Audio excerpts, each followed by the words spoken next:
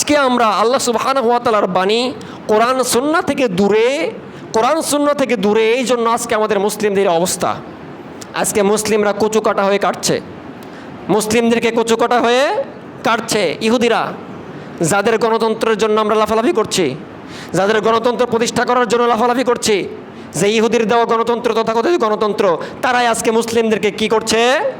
কচুকাটা করে কাটছে। আমাদের কিচ্ছু করার নেই, কারণ আমরা কোরআন এবং সুন্নাহ থেকে দূরে। আপনি দেখেছেন কিনা কয়েকদিন আগে যমুনা টিভির নিউজ, ইসরায়েলের প্রধানমন্ত্রী বেনিয়ামিন নেতানিয়াহু তিনি বলছেন যে গাজা প্যালেস্টাইন নামক কোনো দেশ হতে পারে না, এই ভূমি আমাদের। মানে ওরা এতদিন ভাড়ায় খাটিয়েছে, গাজার মুসলিমরা ভাড়া কেটেছে, এখন তারা তাড়িয়ে দিচ্ছে, ভূমি হয়ে গেছে ওদের। সারা বিশ্বের কোনো মুসলিম নেতার একটা বক্তব্য শুনেছেন এর বিরুদ্ধে? শুনেছেন? শুনবেন না, আপনি শুনবেন না। দেশ পরিচালনা করছে তারা, মুসলিমদেরকে কচুকাটা করে কাটছে তারা, কিন্তু আমাদের কিচ্ছু করার নেই। আমরা শুধু দোয়াই করতে পারি, আল্লাহ ক্ষমা করো, আল্লাহ আমাদের মুসলিম ভাইদেরকে রক্ষা করো।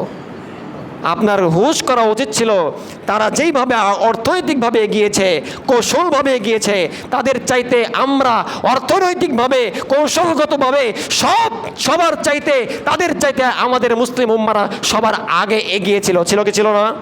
ছিল।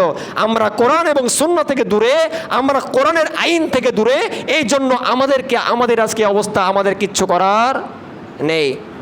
সম্মানিত প্রিয় উপস্থিতি, এই জন্য আমাদের চোখের উপরে চোখ রাঙাচ্ছে ইহুদিরা, আমরা কিচ্ছু করতে পারছি না।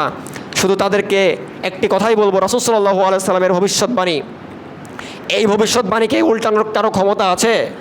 ক্ষমতা আছে?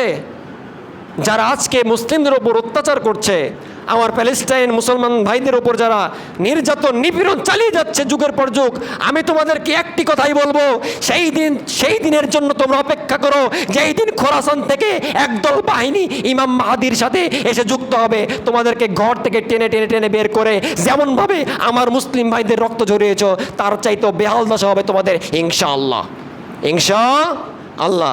আল্লাহ আমাদের বোঝার তৌফিক দান করুক, সকলে বলি আল্লাহুম্মা আমিন। সারা বিশ্বে যেন মুসলিমদের আধিপত্য আবার যেন জয়যুক্ত হয়, সেই তৌফিক যেন আল্লাহ সুবহানাহু